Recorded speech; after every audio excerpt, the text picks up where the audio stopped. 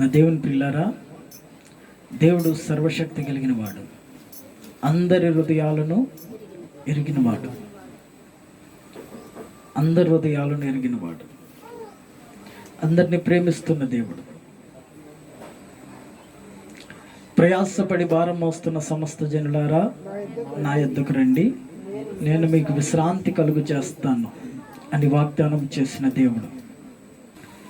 దేవుడు నిన్ను ప్రేమిస్తున్నాడు కనుకనే ఎన్ని సంవత్సరాలైనా, ఎన్ని ఏళ్ళు గతించినా ఆయన కృపా కనికరం నీ మీద విడుదల చేసి నడిపిస్తూ ఉన్నాడు. భయంకరమైన ఆపదల నుంచి కూడా మనల్ని విడిపిస్తూ ఉన్నాడు. అయితే నా దేవుని ప్రియులారా, ఈరోజు నేను చెప్పబోయే మాట ఏంటంటే, అందం అనే ఒక ఆ కార్యం మీద మనుషులు ఎగబడుతూ ఉన్నారు. యూట్యూబ్లో వాక్యాలేనండి అని చెబుతుంటాం కదా. మనము చెప్పే ఈ మాటలన్నీ కూడా రికార్డ్ అవుతాయి, ఈ యూట్యూబ్లోకి వస్తాయి. మీరు ఖాళీగా ఉన్నప్పుడు హెడ్సెట్ పెట్టుకోవడమో, లేకపోతే డ్యూటీల దగ్గర ఉన్నప్పుడు ప్రత్యేకంగా వాక్యాన్ని వినడమో మీరు ప్రయత్నం చేస్తే, ఇప్పుడు సహోదరుడు పోయిన వారం, అంతకుముందు వారం ఆ పాట నేను పాడేటప్పుడు విన్నాడు. ఓహో, ఈ పాటని ఇలా కూడా పాడవచ్చు అని ఓ మంచి రాగం తీస్తూ చక్కగా దేవునిలో ఆనందిస్తూ ఆ పాట పాడాడు.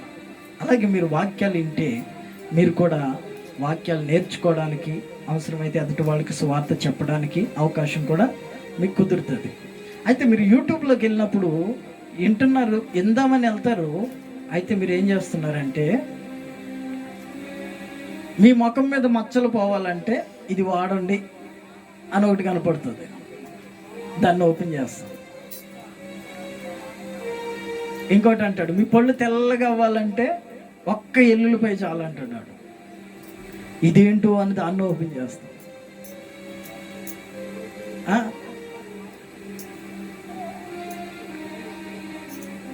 ఇంకా అంటాడు, రకరకాలుగా క్వశ్చన్లు పెట్టి వదిలేస్తాడు. అక్కడికి వెళ్ళిన మనిషి ఏమైంది,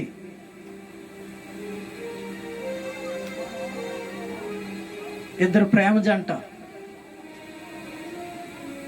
ప్రేమ ముసుగులో పడిన అని ఈ రకరకాల వాల్ పోస్టర్లు మీరు ఆ యూట్యూబ్లో చూసి, అదేం చేస్తుందంటే మిమ్మల్ని వాక్యాన్ని నిర్ణయివ్వకుండా చేస్తుంది, ఆకర్షిస్తుంది. ఈ ఆకర్షణకి మనుషులు పట్టబడుతూ ఉన్నారు. మన దేవుడు పై అందాన్ని చూసేవాడు కాదు, పై యాసాలు చూసేవాడు కాదు. మన దేవుడు సర్వశక్తి కలిగిన దేవుడు కనుక, ఆయన అందరినీ ప్రేమిస్తూ ఉన్నవాడు కనుక అందరినీ చూస్తాడు. ఎప్పుడు కూడా ఒకళ్ళని ఒక చూపుతో చూసి విడిచిపెట్టే దేవుడు కాదు. ఆయన ఎప్పుడు హృదయాన్ని కోరుకుంటూ ఉన్నాడు. నీవు పై అంతరంగాన్ని చూస్తావు, కానీ యేసయ్య హృదయాన్ని చూస్తాడు. దేవునికి స్తోత్రం. మనము పై అందాన్ని గమనిస్తాం, యేసయ్య అంతరంగాన్ని గమనిస్తాడు.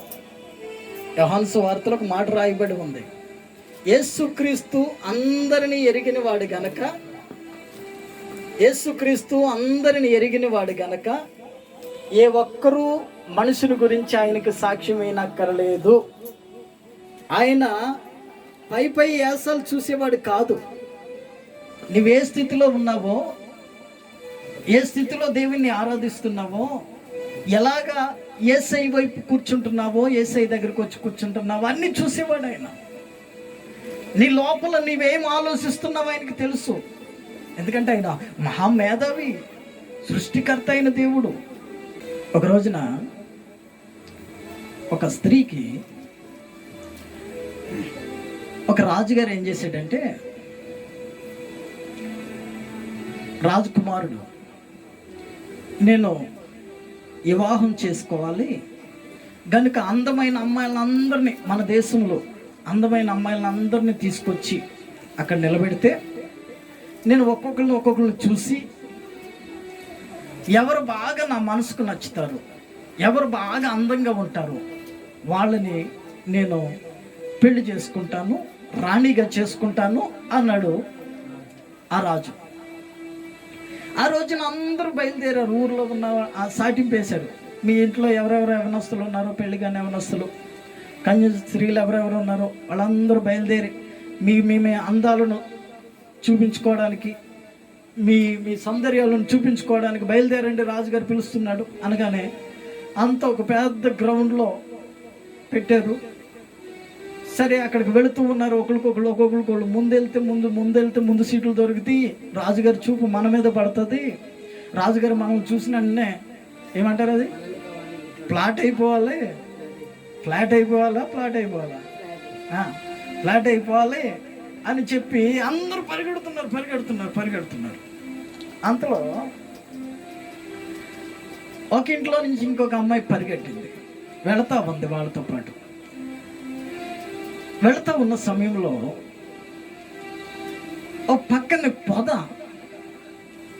ఆ పొదలోనూ ఒక గొర్రెపిల్ల చిక్కడిపోయి ఉంది. అయితే అందరూ దాన్ని పట్టించుకోకుండా వెళ్ళిపోతూనే ఉన్నారు. చిక్కడిపోయి ఉంది. అయితే ఈ అమ్మాయి ఏం చేసిందంటే ఆగింది. ఆగితే పక్కన ఉన్న వాళ్ళు అంటారు, ఏయ్ ఎందుకు ఆగావు, టైం అయిపోతుంది, అక్కడ రాజుగారు రమ్మన్నారు, నడు అంటే, మీరు వెళ్ళండి వస్తానని చెప్పి ఆ అమ్మాయి ఆ గొర్రెని తప్పించడానికి వెళ్ళింది. కొంచెంగా పైనుండి ఆ గొర్రె పిల్లను అందుకుంటూ ఉంది.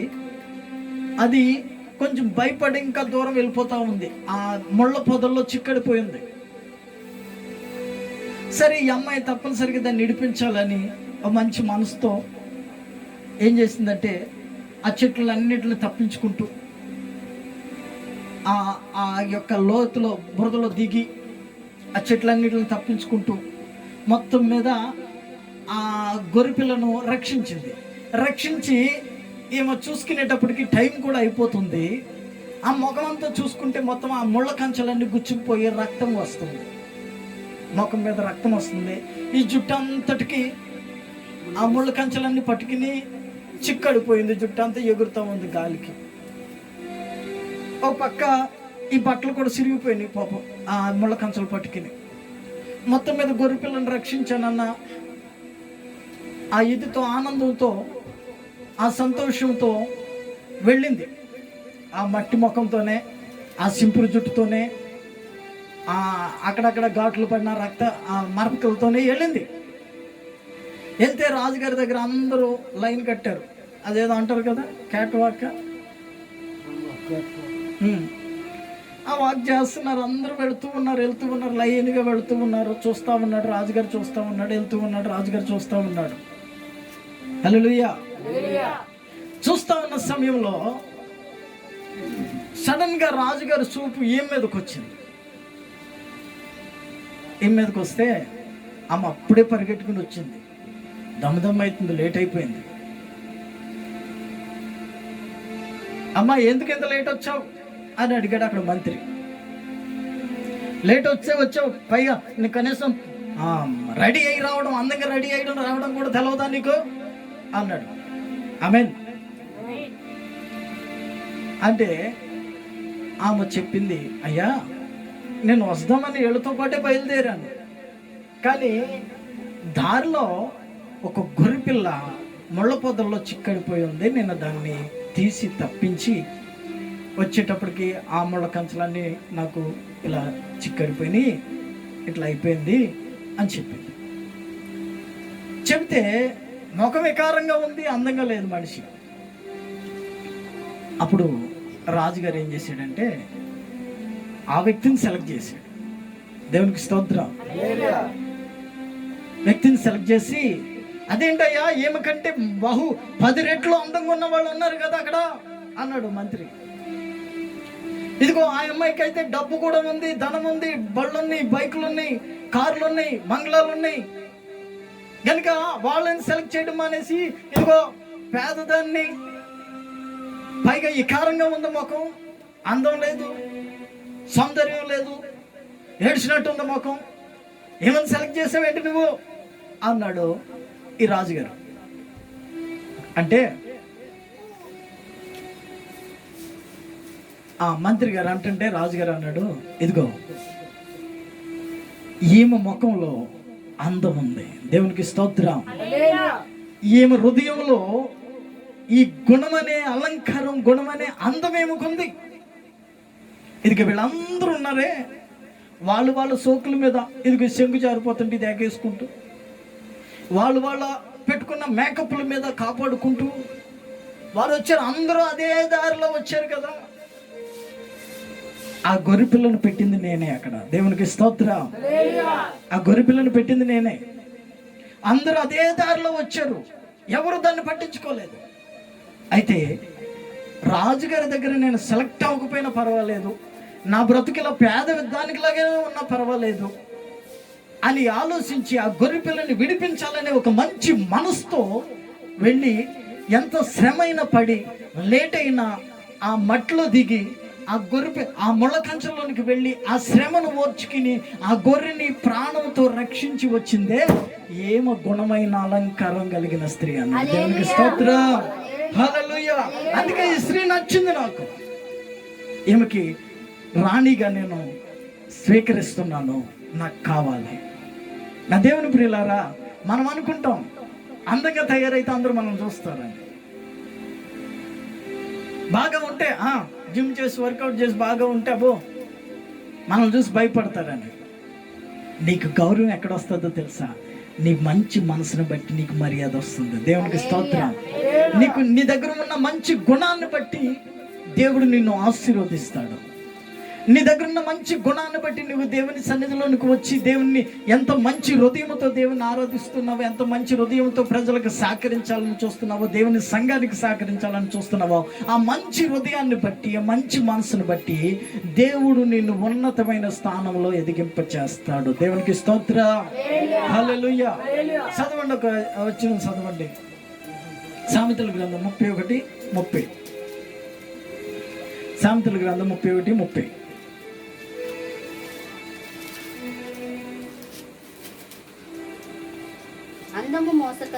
అందము మోసకరము, సౌందర్యము వ్యర్థము. యెహోవాయందు భయభక్తులు కలిగిన స్త్రీ కొనియాడబడును. చాలు. చేసిన పనిని బట్టి అట్టి దానికి ప్రతిఫలము ఇయ్యదగును, దేవునికి స్తోత్రం.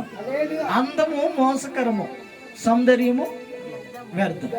మరి అలాంటప్పుడు ఇంకా అందం కోసం ఎందుకు చెప్తున్నావు అన్నా అంటే, ఇప్పుడు జనం ఏం చేస్తున్నారంటే అందం వెనకాల పరిగెడుతున్నారు, దేవునికి స్తోత్రం. హల్లెలూయా. అందం వెనకాల పరిగెడుతున్నారు. అందం అంటే ఏంటంటే, అసలు అందం అంటే ఏంటి? రోజు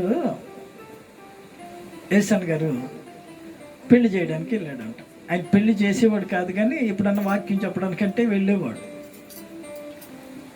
అక్కడ పెళ్లి కూతురిని తీసుకొచ్చి కూర్చోబెట్టారు. అరే మొన్న వీళ్ళ పిల్ల ఈమె కాదు కదా, ఈమె ఎవరినో తీసుకొచ్చి కూర్చోబెట్టారు. ఇక్కడ వీళ్ళ పెళ్లిగా నేను వచ్చింది.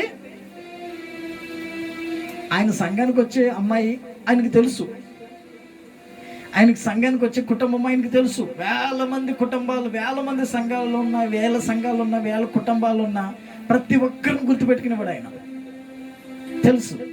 కానీ పెళ్లి కూతురుని తీసుకొచ్చి కూర్చోబెట్టిన తర్వాత ఏమని తీసుకొచ్చారేంటి, వీళ్ళకి ఇంకేమన్నా ఇంకో కూతురు ఉందా అని ఆలోచిస్తున్నాడు. ఏమంటే ఆమెకు బాగా ఫుల్ మేకప్ వేశారు. మామూలుగా చూడడానికి గతుకులు పడ్డ రోడ్డు లాగా ఉంటుంది ఆ ముఖం, గుంతలు పడ్డ రోడ్డు లాగా ఉంటుంది ముఖం. కానీ ఆ గుంతలు ఏమి కనపడుతుందా, మొత్తం మన అదేదో లప్పం పెడతారు చూడు, లప్పం పెట్టి పెయింట్ వేస్తున్నారు ఈ మధ్య గోళ్ళ స్మూత్గా ఉండడానికి. ఆ టైపులో మేకప్ వేసి కూర్చోబెట్టారు. అడగనే అడిగాడంట యేసన్ గారు, అమ్మా నీ కూతురు ఏమైనా? ఏమి కాదు కదా మొన్న నేను ప్రార్థన చేసింది. అయ్యా ఆవిడేనా అంటే, నా దేవుని పిల్లారా, అందము మోసకరము, సౌందర్యము వ్యర్థం. అంటే అన్ని ఆడపిల్లల కోసమే చెప్తున్నాను అనుకుంటున్నారు మీరు. అసలు అందం అంటే ఏంటో తెలుసా? అందం అంటే ఏంటో తెలుసా? చదవండి.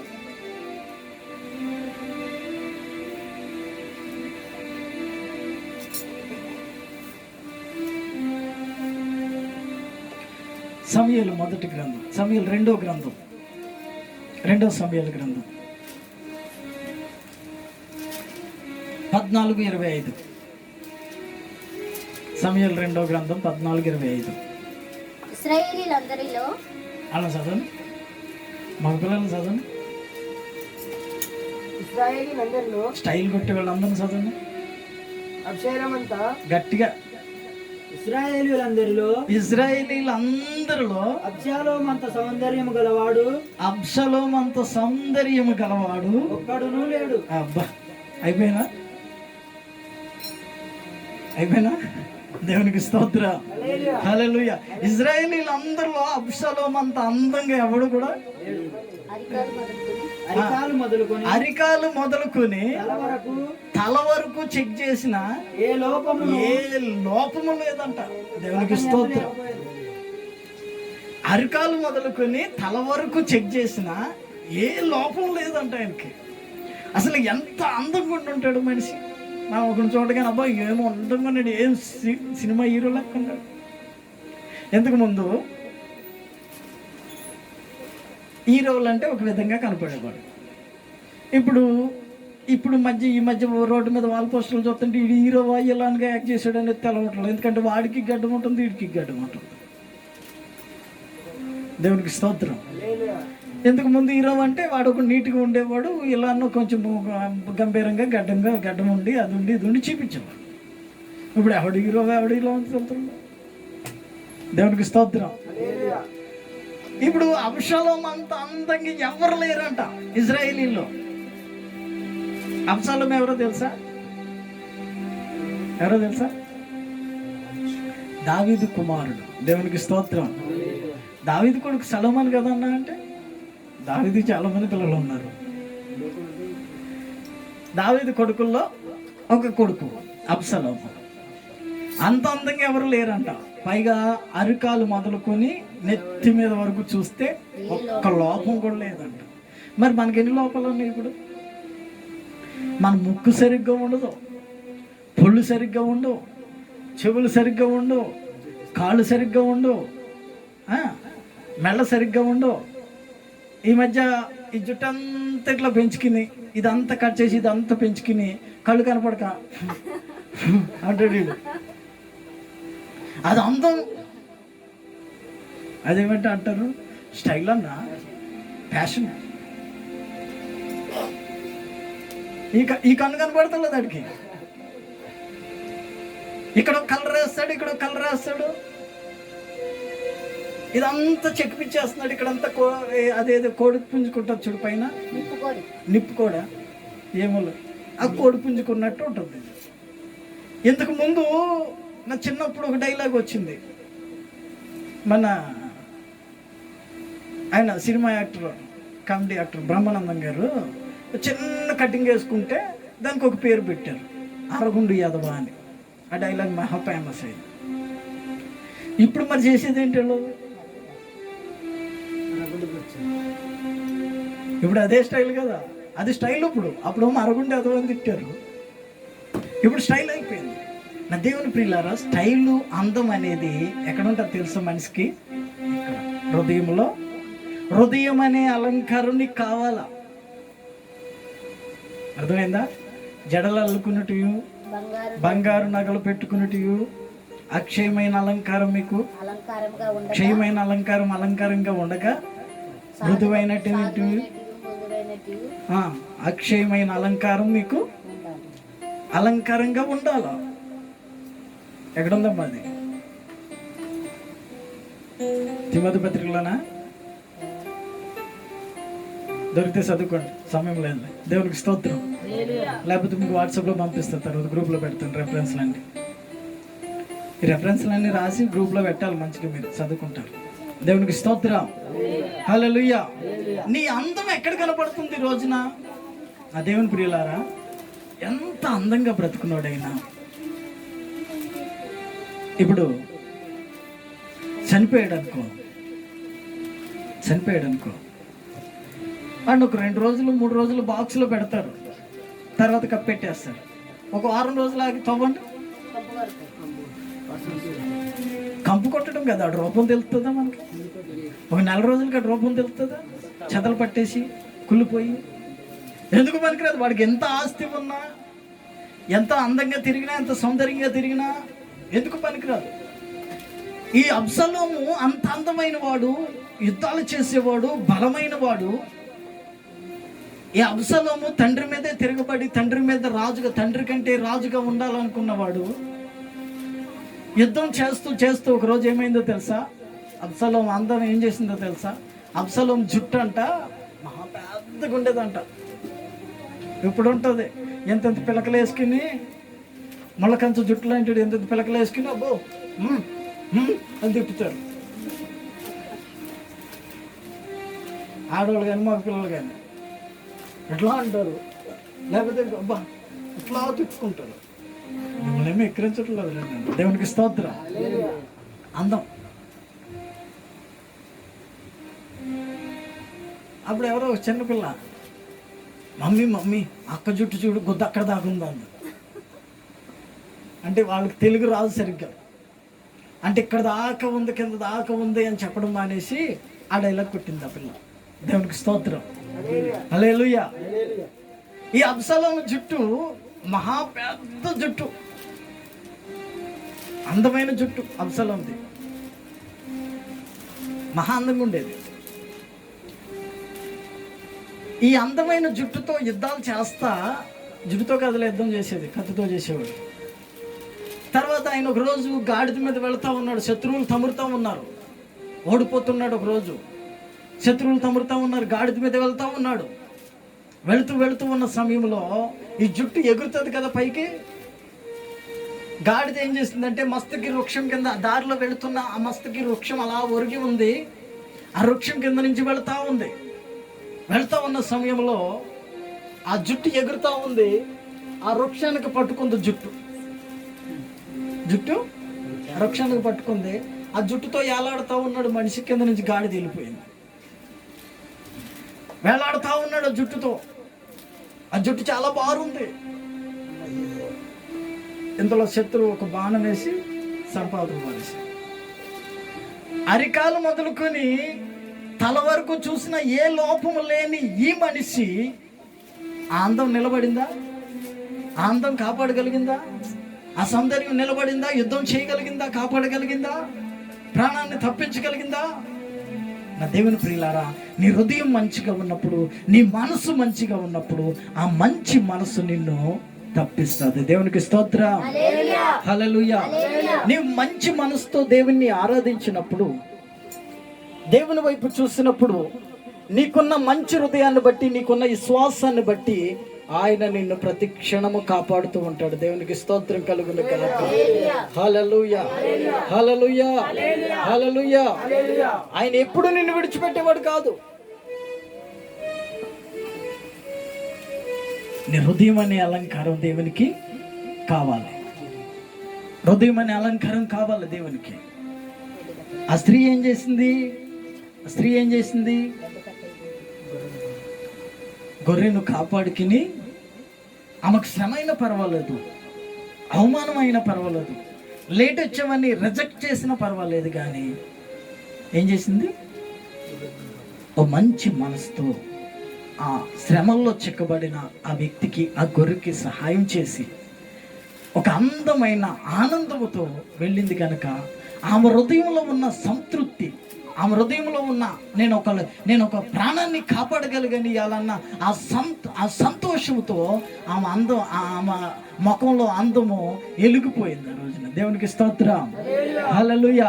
ఆ అందం ఏం చేసిందో తెలుసా? రాజునే ఆకర్షించేసింది. ఆమేన్. ఆ అందం ఏం చేసిందో తెలుసా? రాజుకి ఒక రాణిగా అయిపోయేటట్టు చేసేసింది. నా దేవుని ప్రియులారా, నీవు ఈ రోజున అందం వెనకాల పరిగెడుతున్నావు. చచ్చిపోయిన తర్వాత ఒక 10 రోజులకి తవ్వినా నీ అందం నీకు కనబడదు. దేవునికి స్తోత్రం. హల్లెలూయా.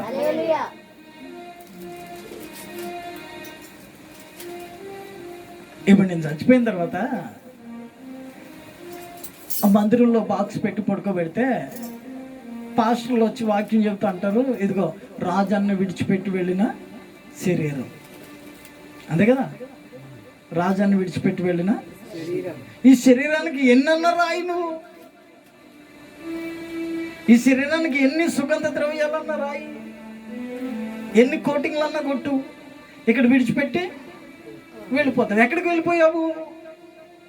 అక్కడికి వెళ్ళిన తర్వాత అడుగుతాడు, నిలబడితే ప్రభు దగ్గర నిలబడితే, బిడ్డ నువ్వు ఎంతమందికి సువార్త చెప్పావు, ఎన్ని బిల్డింగులు సంపాదించావని అడగడం, నువ్వు ఎంతమంది ప్రాణాలను కాపాడగలిగావు, నీకు తెలిసిన సహాయం నువ్వు ఎంతమందికి చేయగలిగావు, నువ్వు ఎంత డబ్బు సంపాదించావని అడగడం, నువ్వు ఎంతమందిని సహాయం చేయగలిగావు, ఎన్ని ఆత్మలు రక్షించగలిగావు, సంఘంలో నీ వంతు ఏంటి, నీ వంతుకు నువ్వు న్యాయం చేయగలిగావు ఆ సంఘంలో.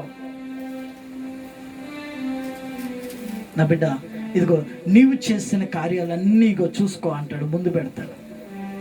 ముందు పెట్టి ఆ ఎల్ఈడి స్క్రీన్, పెద్ద స్క్రీన్లో నువ్వు చేసినవన్నీ అక్కడ చూపిస్తుంటే అప్పుడు తెలుస్తుందండి భూమి మీద ఎవడెవడిని తిట్టాము, ఎక్కడెక్కడ చేసాము, ఎవడెవడిని మోసం చేసాము, ఎక్కడెక్కడ అబద్ధాలు ఆడాము, ఎక్కడెక్కడ దొంగతనాలు చేసాము, ఎక్కడెక్కడ స్టైల్ కొట్టాము, ఎక్కడెక్కడ మాట తప్పాము, అన్ని లిస్ట్ కనబడతా ఉంటే అప్పుడు తెలుస్తుంది. ఈ శరీరం ఉన్నంత వరకే నీ కోటింగ్లు అయినా పనికొస్తాయి, ఏదైనా పనికొస్తాయి.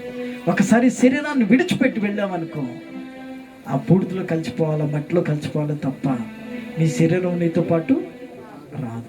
గనుక అందుకే ఆ సామెతల గ్రంథకర్త, సామెతలు రాసిన సొలొమోను అంత జ్ఞానం కలిగినోడు, దావీదు కుమారుడు అంత జ్ఞానం కలిగినోడు. ఆయన ఏమంటున్నాడు తెలుసా? ఏమంటున్నాడు? అందము మోసకరం, సౌందర్యం వ్యర్థం. వ్యర్థమైన దాని వైపు నువ్వు పరిగెడుతున్నావు. యవనస్తులారా, పిల్లలారా, పెద్దలారా, వ్యర్థమైన దాని వైపు పరిగెట్టి వ్యర్థమైన దానికి నువ్వు కోట్ల రూపాయలు ఖర్చు పెడుతున్నావు, లక్షల రూపాయలు ఖర్చు పెడుతున్నావు, వేలు ఖర్చు పెట్టి నీ మొక్కలకు రుద్దుతా ఉన్నావు. నేను చేయొద్దని అంటలేదు, ఏదో అంత శుభ్రాస్కి మొహం కడుక్కుంటే సరిపోతుంది కదా. చూడ్డానికేమో ఆ తారు రోడ్డు, గుంతలు పడిన తారు రోడ్లాగా కనపడుతుంది మొఖం. ఎక్కడికైనా వెళ్ళినప్పుడు మాత్రం ప్లాస్టిక్ కోటింగ్ కొట్టింది మొఖంలాగా కనపడుతుంటుంది. దేవునికి స్తోత్రం. వాటి కోసం మనుషులు కష్టపడుతున్నారు. అదంతా కొడి లోకంలో విడిచిపెట్టి పోవాల్సిందే. సొలొమోను కోసం అంటాడు, ప్రియురాలా, సుందరవతి,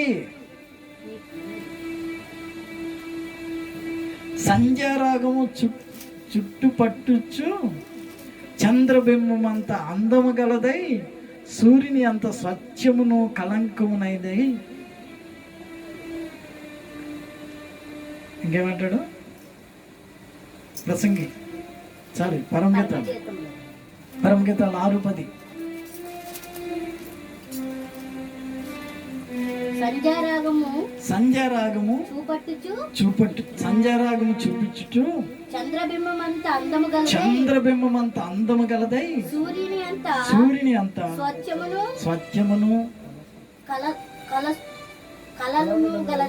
సూర్యుని అంత సత్యమును కలలును గలదై, యూహిత సైన్యమంతా సమబేకర రూపిణి. అబ్బాయి ఎంత పొగుడుతున్నాడండి. ఎప్పుడన్నా పొగిడారు మీ భార్యలు?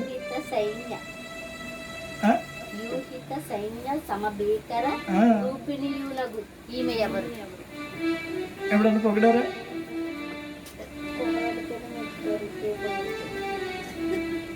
కనీసం ఈ చీర కడితే బాగున్నావు, ఈ జడ ఇలాగ వేసుకుంటే బాగున్నావు. నాకు ఎలాగో లేదనుకోండి, నేను పొగను అంటే భార్య లేదని కాదు, ఉంది. దేవునికి స్తోత్రం. అంటే ఇక్కడ ఎలా పొగుడుతున్నాడు చూసారా? ఆమె ఎలా ఉంటుందో తెలుసా? సొలొమోను ఎలా ఉంటుందో తెలుసా చూడడానికి? ఇక్కడ ఏమని పొగుడుతున్నాడు? ఎన్ని బిరుదులు ఇచ్చాడు? సూర్యబింబం అంతా, చంద్రబింబం అంతా అందము కలదై, సూర్యుని అంత స్వచ్ఛమును కళంకమునై, యూహిత సైన్యమంత సమబేకర రూపియగు. అంటున్నారు కదా. ఆమె ఎలా ఉంటుందో తెలుసా? పొద్దున్న చూస్తే రాత్రి కల్లోకి వస్తుంది. ఆమె అందం గురించి ఇంకోసారి రాయబడి ఉంటుంది. నేను నల్లని దానినని నీవు అనుకొనవద్దు. నేను ద్రాక్షవనంలో పనిచేసి ఎండకి ఎండి వర్షానికి తడిసి ఇదిగో నా రూపం ఇలాగైపోయింది. నేను నల్లని దానినని అనుకోవద్దు. నల్లగా ఉంటుందంట. సొలంబతి నల్లగా ఉందంట. రాస్తూ ఆ మాట అంటుంది, నేను నల్లని దానిని. ఈయన ఏమంటున్నాడు? ఆయన ఏమంటున్నాడు?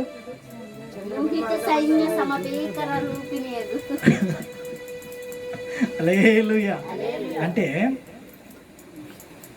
అబద్ధం చెప్పమని కాదు, కానీ ఒకళ్ళకంటే ఒకళ్ళు గొప్ప అని ఎంచుకోవాలి మనం. దేవునికి స్తోత్రం. ఒకళ్ళకంటే ఒకళ్ళు మంచివాళ్ళు, ఒకళ్ళకంటే నువ్వు నాకంటే నువ్వు అందంగా ఉన్నావు అని కొంతమంది అంటారు. కొంతమంది అంటారు మనసులో ఒకటి ఉంటుంది, పైగా ఏమంటారు తెలుసు, నీ అంత కాదులే అంటే. వీడికి లోపల ఏముందంటే వాడికంటే నేనే బాగున్నాను ఉంది వీడికి లోపల, కానీ పైగా ఏమంటున్నాడు, నీ అంత కాదులే. దేవుని ప్రియులారా, అందం మోసకరం, సౌందర్యము వ్యర్థం. దేని వైపు పరిగెడుతున్నావు? గుణం అనే అలంకారం, గుణం అనే అందం కనుక నీకుంటే ప్రభు కృప నీకు ఎప్పుడు కూడా తోడుగా ఉంటుంది. దేవుడి కొద్ది మాటలు మీ వెనుకల్లో ఫలభరితంగా మార్చి దీవించును గాక. ఎటువైపు పరిగెడుతున్నారో చూసుకుందాం, ప్రార్థన చేసుకుందాం. అందరు కూడా ప్రార్థన చేసుకుందాం, కళ్ళు మూసుకొని ప్రార్థన చేసుకుందాం. హలో నుంచి ఆయన నిన్ను పరిశీలిస్తూ ఉన్నాడు. హృదయం అనే తలుపునద్ద తట్టుచూ ఉన్నాడు. నీ హృదయాన్ని కోరుతూ ఉన్నాడు ఆయన. నా దేవుని ప్రియులారా, ఎటు పరిగెడుతున్నావు నీవు అనుకోవచ్చు, నేను అందంగా ఉన్నాను, నేను బాగానే ఉన్నాను కదా, నాకేం లోటు ఉంది అని నీవు అనుకోవచ్చు. నీ మనస్సును ఎరిగిన దేవుడు, నీ గుణమనే అలంకారాన్ని చూస్తూ ఉన్నవాడు. యేసయ్య ముందు నీవు నిలబడినప్పుడు, యేసయ్య సన్నిధిలో నీవు ఉన్నప్పుడు, యేసయ్య దగ్గర నువ్వు మోకరించి ప్రార్థన చేస్తున్నప్పుడు నీ మనసు ఎలా ఉంది, నీ పరిస్థితి ఎలా ఉంది, నీ స్థితిగతులు ఎలా ఉన్నాయి ఆయన చూస్తూ ఉన్నాడు. ఆయన నిన్ను పరిశీలిస్తూ ఉన్నాడు.